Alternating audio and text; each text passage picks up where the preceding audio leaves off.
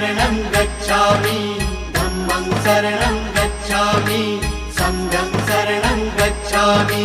त्यागमूर्ती तू शांत चित्त तू योग रूप संसारी दया प्रेम अन मानवतेचे प्रतीक तुझी ईश्वरी